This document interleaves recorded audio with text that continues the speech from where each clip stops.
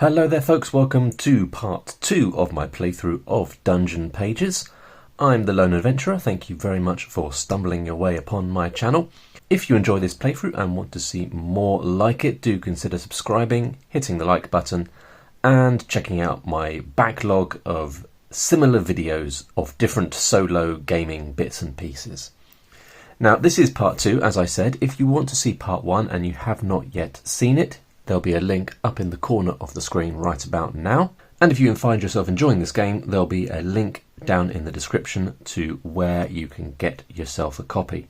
So we are part way through our playthrough with Sigrid, the Northern Hunter, and we're in a moderately decent position. We did lose a little bit of health, unfortunately, but we managed to find a good route through the first 2 areas. And that allowed us to gain 13 XP, which snagged us 1 extra good dice, an additional health potion, and allowed us to get the Runed Shield, which enables us to ignore 1 damage or 2 damage if you have a 4 in your dice pool.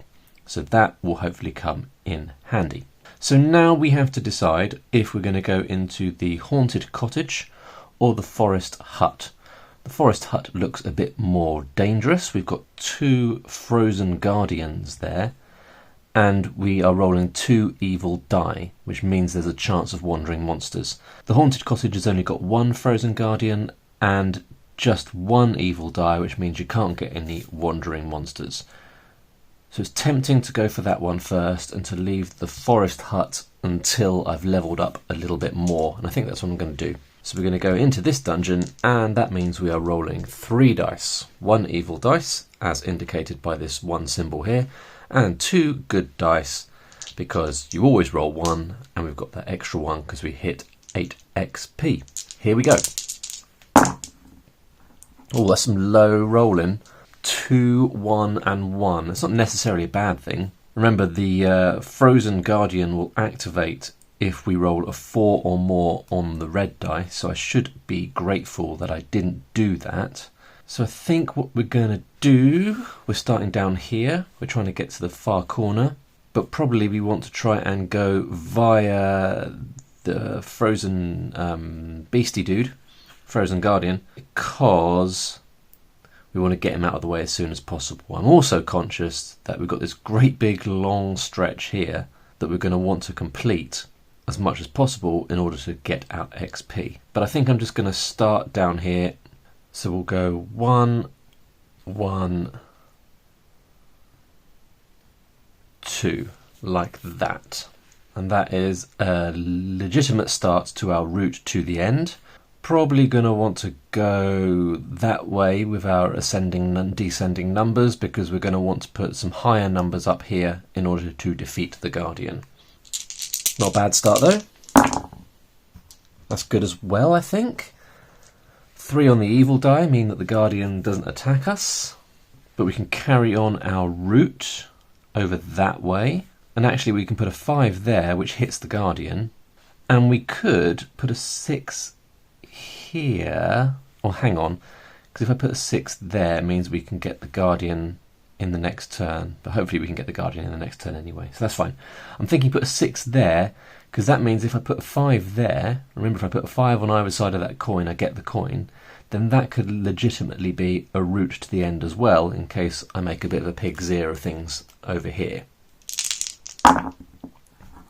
The Guardian attacks, that's annoying. I don't think there's anything I can do about that. Well, it's only 1 point of damage. And actually I'm going to kill him in this turn, so we're all good really. We'll put a 5 there, that snags me that coin, and then if we use the 1 there, it means I can put a 6 up there, the 5 and the 6 kill the Guardian, and then there's no risk of us taking damage apart from the spike pit. 1, 3, 3. 3's good. 3's good because I can carry on our route. 3, 3. So here we go. We've got 1, 1, 2, 3, 3, 3. So as long as I can carry that on up there, we are all good. And I've got a 1 to use as well, haven't I? It doesn't really matter where I put that. Let's put it there.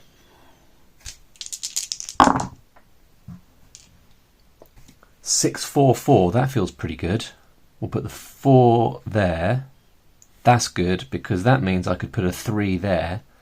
3, 3 gets us that coin, and 3, 4, 3 allows us to carry on to the exit. So that's 1, 4 used there. Let's put the other 4 there.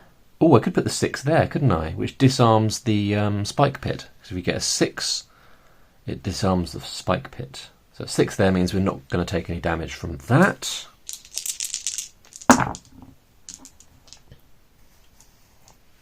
Two, 2, 5. That's not as good. That's actually quite bad. Well, this just means I'm not going to get this coin, and I'm not going to get this health potion. Wait a minute, I can use my ability. Sacrifice a good die to increase a die by up to 2. So I can sacrifice that 5, increase that to 4, use the 4 there, which gets me the health potion. Lovely. This is actually looking quite good.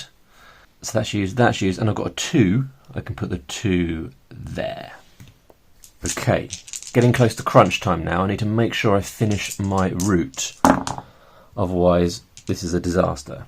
See, now I can try and complete this column, because I could theoretically put the 4 there and the 5 there, and it's finished. But that means I wouldn't get XP for this column, and I wouldn't get XP for this column, because these 2 spots wouldn't be completed. Because if I put the 4 there, I'd have to put the 5 there, I'd put the 1 there, but that wouldn't be completed because of that. This column wouldn't be completed because of that. Or I can try and just hope that I get the numbers that I need in the next roll. Here I would have to get a 3, 4 or 5. Here I'd have to get whatever numbers fitted in. So I'd be risking not getting any XP at all, but pushing for just a couple more. So how much am I getting at the moment? I'm getting 2 XP for the Frozen Guardian, 3, 4, 5, and probably one more 6, which would take me up to 23, 29. Is that right? No, 10, 11, 12, 13, up to like 19. That's no good, is it? Allow me to get another weapon, but wouldn't... See, I want to get to 20 XP in order to get this ability to re-roll a dice before I go into the next dungeon. Do you know what? I think I'm going to risk it. Might be a bad idea, but I can't complete both the columns anyway, because if I complete both the columns I would have got to the end, which means that I would fail to have done it, because this route obviously does not qualify a successful route to the treasure. Okay, I think I need to finish. I need to finish it. So we'll just put the 1 there, and then the 4 there. No, wait a minute. I'm not going to put the 1 there. There's actually a cunning thing I can do to at least save, at least get an extra coin. I will sacrifice this dice to increase this dice by 2, increase it to 3. I can put the 3 there, which means 3 and 3 mean that I get that coin. And then finally put the 4 there, completing the route. So we've gone 1, 1, 2, 3, 3, 3, 4, 3, 4, which is a legitimate route to the end. Fantastic. So that means I get my XP. I get 1 for that column completed, 1 for this column, 1 for this column, and then 1 for this final column here. So I'm getting 4, 5, 6 as predicted, which means I have 15, 16, 17, 18, 19, which means I'm not getting my extra roll, but I've got 19 XP. Unfortunately, that won't get me any of the relics. Looks to me like Sigrid's relics are actually quite expensive, because look, the second relic is 24 XP, the third relic is 26, and the last relic is 28. Compared to Gloria's relics, the second one is 14, the second one is 18, and the third one is 22. So the fourth relic costs us more XP, or almost as much XP, as the second relic for Sigrid. Either get the knuckle blades or the warhammer. So the knuckle blades allow you to also move diagonally. The warhammer, I'm not sure what that symbol means. Hang on. That means, that's pretty cool, that means you can put a 5 or a 6 on a wall. So I guess it means you can use, that's clever, isn't it? You can use the warhammer to smash down a wall, which could be handy-ish in this dungeon. But looking at this one down here, there's not much in the way of walls. I'm not sure what this, oh, that's a chasm. Oh look, you've got drawbridges and levers and chasms in that one. But anyway, the warhammer I don't think is actually that useful. I think we'd be better off with the knuckle blades allowing us to move diagonally, which will give us make us a bit more limber as we're moving around the dungeon. So if you imagine in this forest hut, when we start here, if we're trying to get over there to that guardian, instead of having to go boom boom, we can go boom, which, you know, it's kind of good. Then we could go there, and then instead of going there and then there, we can go from there straight to there. So it cuts down 2 moves between the start and us potentially taking out that guardian. Okay, I think we need to crack on into the forest hut. Now here we are getting 2 evil die, and this little symbol here is just a reminder that if you roll doubles on your evil dice, you find a wandering monster which does you a point of damage. And we've got a little reminder of that down here. On evil dice doubles, 1 damage. So nothing too exciting in here, just noting that we've got 2 guardians to deal with. Guardians have a special ability, which wasn't relevant in the last area. If 1 or more guardians damaged you this turn, discard 1 unused good dice. So an extra motivation to get rid of them nice and quick. We've got a spike pit here. We've got health here. Oh, have we not got a key? I used my key. Oh, that's there's a key there. So ideally we'd be getting that key so that we can get that health. And in fact, that's also the only way we can kill that guardian, which would be good to do because you get 2 XP from killing guardians. So there's a lot to gain here. There's some health. There's 2 guardians that we can kill, but there's 2 guardians, so the risk of damage piling up quickly is quite risky, and there's the risk of wandering monsters. So the forest hut is a more high risk location, but we've got to do it. So here we go. Wow. 3 1s and a 4. Well, we've got to start somewhere. Now the problem is here, if I go 1 1 1 4, then this route is permanently blocked off. But I do want to get to that guardian quickly, and putting a 4 next to them would mean that it is defeated. But that just feels like blocking off one of the options this early on is more risky than potentially taking the damage. If I go 1 1 1, then I'm closer to it, and I can potentially go 2 3, because the Frozen Guardian, despite their ability there, and the fact they activate on a 4, which is a bit risky, they only have a defense of 3, so I can put a 3 next to them and kill them. And here, if I went 2 there and 3 there, I'd be close to defeating the Guardian, and I wouldn't have broken that route either. And I can put the 4 there. Hang on, wait a minute. No, let's do that. No, I've had a change of heart. I'm going to not do that one, and I'm going to sacrifice the 1 in order to increase this to a 6. And that gets us in here, over the spike pit. Now that does ruin this as a potential route, but I don't think that was going to happen anyway, because I wouldn't have wanted to risk taking the damage from the spike pit. So yes, all my eggs are in this basket in terms of getting to the end, which feels a bit risky, but that's what I'm doing. Oh, so we've got a 6 on an evil dice, which means both the Frozen Guardians attack us. That does us 2 points of damage, 1, 2, and that also means we lose a good dice. I don't know which one I want to get rid of. Possibly the 5, because I could then go 2, 3, and this 6 I could put here. Should I do that? That would get me the health, the final health. I think that's probably a good idea. So that gets me the final health, which means I've got loads of health. Famous last words, but 1, 2, 3, 4, 5, 6, 7, 8, 9, 10, 11, 12, 13, loads of health. So that's good, because I haven't even looked at the enemy in the boss room. In the boss room, we've got an enemy of a group of 3 hunting spiders. I haven't read about them yet. I don't know what they do, so not sure how that's going to go. But okay, that's that. All right, hopefully, I mean, we are going to probably roll a 4 again on the bad dice. Yeah, wow. Okay, so we have rolled again. We're taking 2 damage, which is awful. And we're losing one of these dice. Ah, that's a shame. That is a shame. But, could be worse. I'm going to put the 3 there, which is damaging the baddie. Then the 5, because I've now got the knuckle blades, I can move diagonally.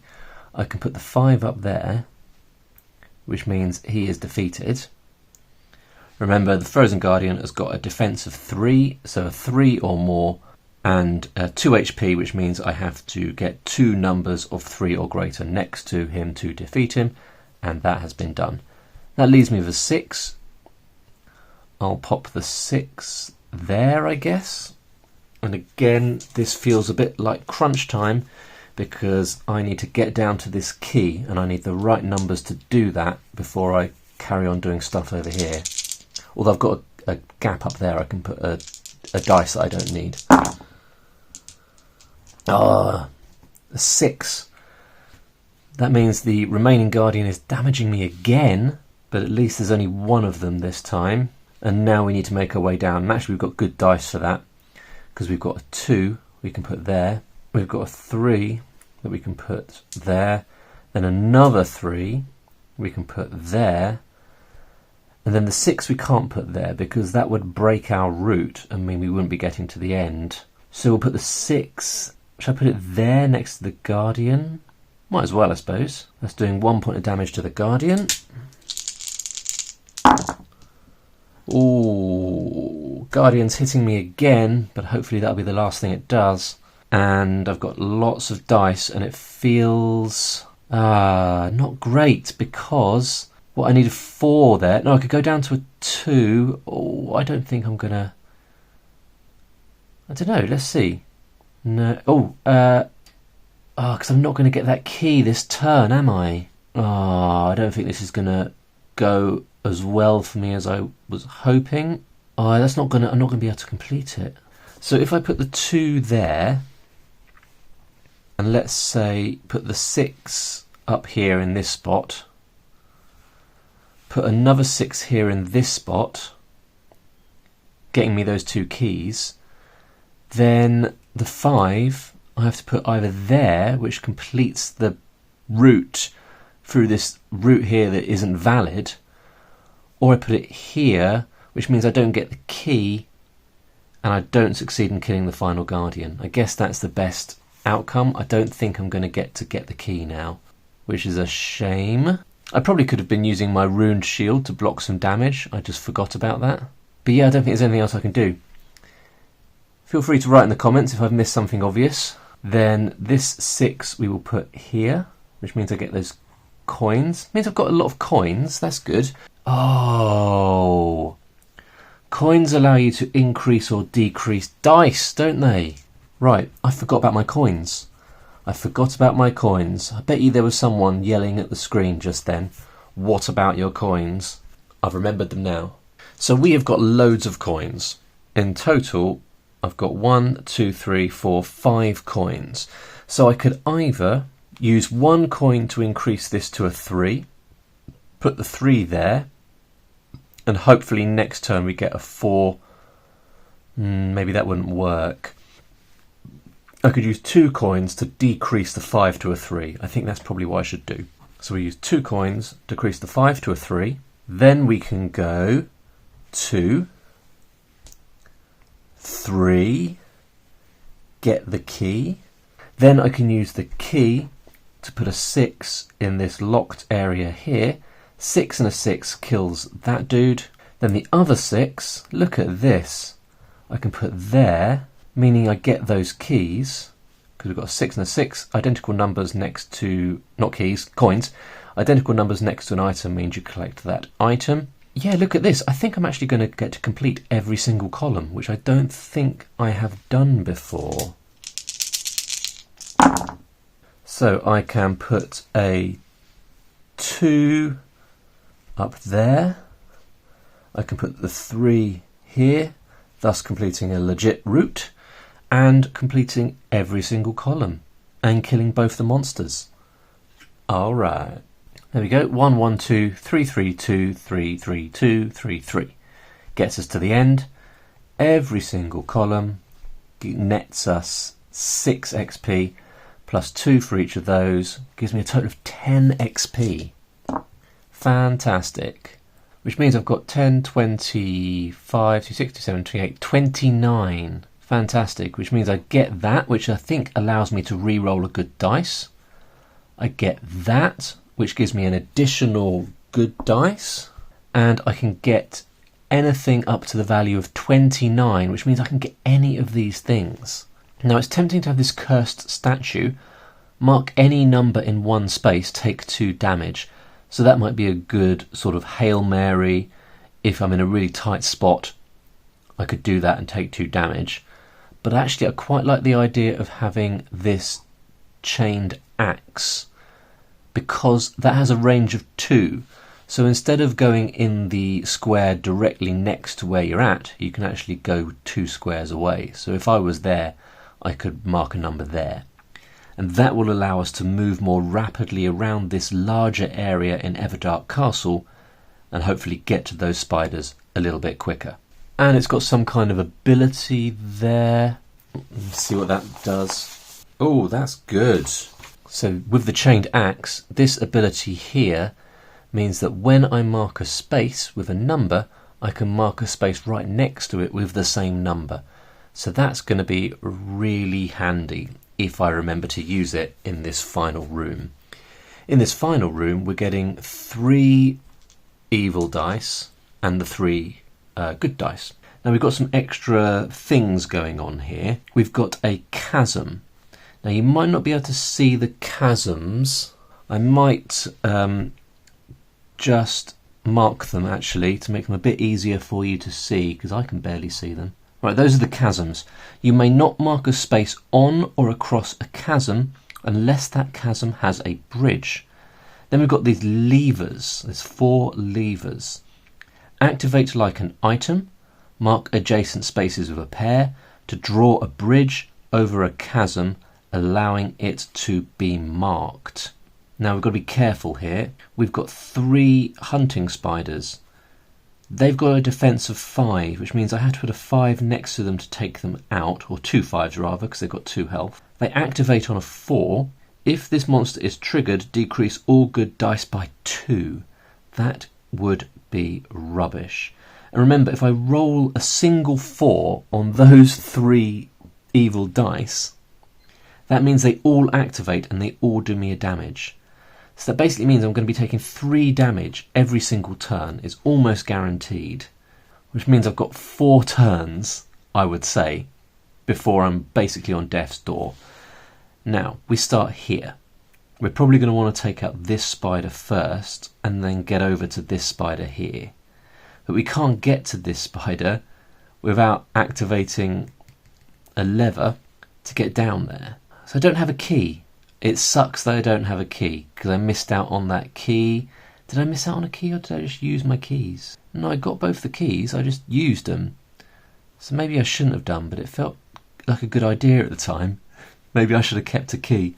Because this lever here, I can put a number there, but I can't put a number there because it's over the chasm. If I use this lever here, I either use it to go over this chasm, enabling me to activate this lever, or I use it to go over this chasm, allowing me to get to those 2. God, what am I going to do?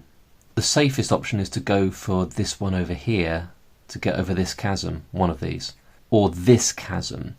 Because if we get over that chasm, I'm assuming that means we can get from there to there and there to there. Because basically it just means you can fill in that space. I think it might take longer to get there. Just thinking those spiders are going to be damaging me this whole time. Okay, I think we need to make a start. I'm overthinking it now. Oh my days. Look at that. That's, I think, good. Somehow I have not rolled a single 4 on the evil dice. Oh, but the 2 3s do mean there's a wandering monster, which does 1 point of damage to me. But at least the spiders aren't damaging me, and I've got a bit of a head start here, haven't I?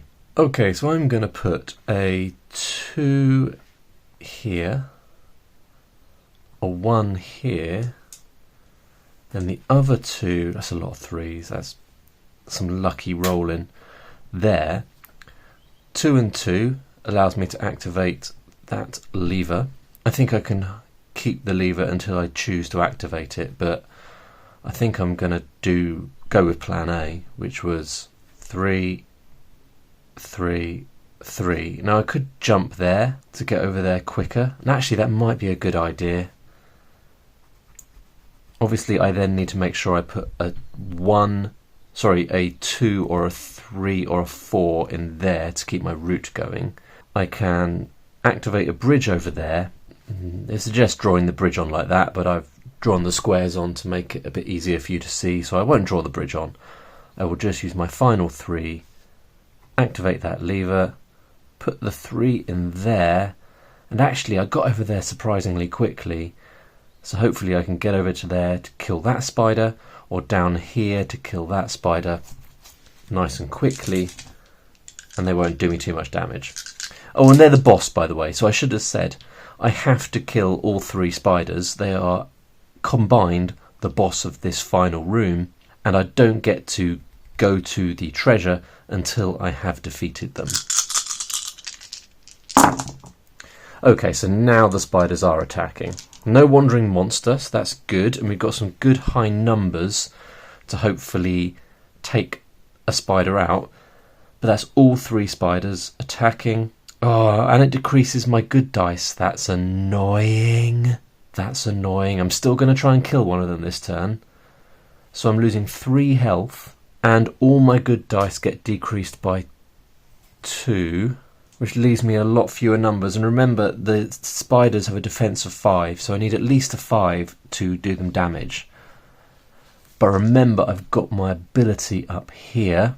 I've got my chained axe, which I can activate once per turn and allows me to essentially duplicate a number. Oh, hang on. Ignore 1 damage or 2 damage if you have a 4. I should do that, shouldn't I? So I've got a 4. Oh, wait a minute. I've only got a 4 because I just changed the dice. I don't think I can... So that allows me to ignore damage if I've got a 4, but when the damage was done to me, that wasn't a 4, it was a larger number, wasn't it? So I don't think I get to do that. But let's crack on. I've got my sights set. Well, I say I've got my sights set on this spider.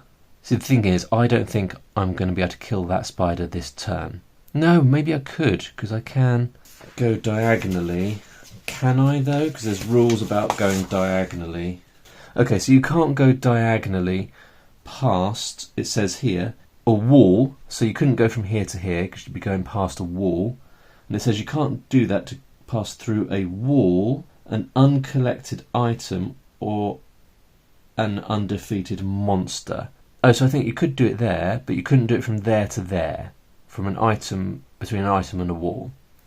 So the reason why I'm thinking about this right now is because I'm wondering, can I go from there to there between an undefeated monster and this spike pit? And I think I can. It doesn't say that you can't do that with a trap.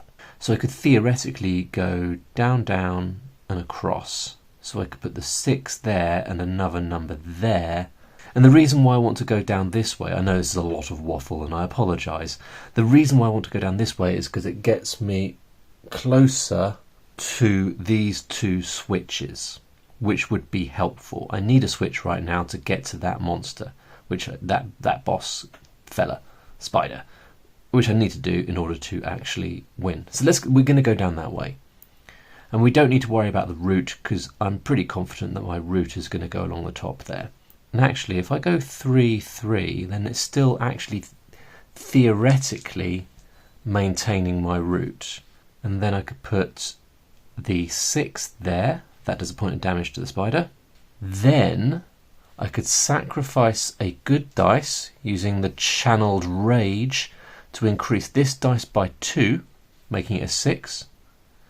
And then using my knuckle blades, actually, I'll tell you what, using my chained axe, I could go diagonally down to here, putting a 6 there, and the chained axe also allows me to double up that 6 and put another 6 somewhere else. So I could put a 6, should we just put it there on the spike pit? Yeah, that's pretty decent. That kills that spider. And I've got a 1 left, and I'll put the 1 somewhere else. Should we put the 1 down here? So this is going diagonally, actually it's all going just a normal move using my bear claw. I'll put the 1 there. That feels pretty good. Oh, and the spiders are damaging me again. Because of the 6. So I'm taking 2 points of damage, meaning I've got 5, 6, 7, 8 left. And because they're damaging me, all my good dice are going down by 2. This is annoying. So that's going down to a 3, that's going down to a 2, and that's going down, I guess, to a 1. But I still would like... Can I defeat another spider? Maybe. I need to get another lever. So I could get this lever. I'm trying to decide whether to say lever or lever. I'm going to stick with leather for now. It doesn't feel right though. Lever. I'm switching to lever. So I could use this 1 to go diagonally down using my knuckle blades from there to there. That gets me that lever. I can use that lever immediately. Pop a 1 there. So we've gone over that chasm. This is good. And then I'm going to hop straight up here using it doesn't really matter, I guess my knuckle blades. Hang on, wait a minute. Yeah, I don't think I've used the knuckle blades to the full advantage. Not the knuckle blades, the chained axe. But fine, I'm just going to go straight from there. Knuckle blades up to here, use the 6. That does a point of damage to that spider. Ooh, tell you what, look, I could sacrifice that 3 to increase, sacrifice that 2 to increase the 3 to a 5 using my channeled rage. I could then put the 5 there using my knuckle blades. And actually, no, do you know what, I'll do that using my chained axe because that means I can duplicate the 5 somewhere. And I'll just pop the duplicate down there. It doesn't really matter, but it gets me towards those coins. I can't get the health because I've maxed out the amount of health already. Tell you what, this feels pretty good. I might actually do all right here, you know. And that kills the spider with that 5, and then that leaves me with a 3, which I guess I can just put somewhere more or less, well, not random. No, I should put it there, shouldn't I? No, I shouldn't. Because I'm now thinking, I want to kill that. I have to kill that spider. I've got to put a 5 on 2 sides of it. There's only 2 spots where you can put a 5, so a 5 has to be there as part of my root. 3, so that's got to be a 4 in order for that to be a 5. So that 3 we can actually put in there to safely carry on my root, fill in that little gap. Okay, so the spider is attacking me because I've rolled a 4, so it's doing me a point of damage, and I've got 2 4s, which means that the wandering monster is attacking as well. And because the spider has attacked me, all my good dice are going down by 2. That's pretty annoying, that ability. So that's going down to 4, that's going down to 2, that's going down to 1. I want to kill this spider. No, not that spider, this spider. I don't think I'm going to get to do that this turn, but I could certainly put a 4 there, and I could sacrifice a good dice to increase this to a 5, and put the 5 there. That's doing a point of damage. I could then put the other 4 there, which is getting me, my root is doing well. And then I've got 2 2s left. I don't have to activate any more switches actually, because that's going to be my root. I've got that spider, I'm going to get that spider. So now I just need to start filling in gaps. So let's put a 2 there, and let's put a 2, the coins would be useful. So let's put a 2 up there. Okay. Okay, we have got some evil 6s there, which means the monster is attacking us. And I haven't got any 5s, that's annoying. That means I can't kill the spider on this turn.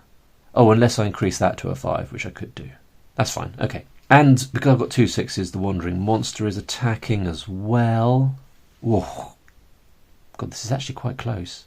So we can sacrifice that 3. No, let's sacrifice this 6 to increase this to a 5. The 5 can go there, defeating the final beast. Now at this point I could just finish and I would have successfully completed the dungeon.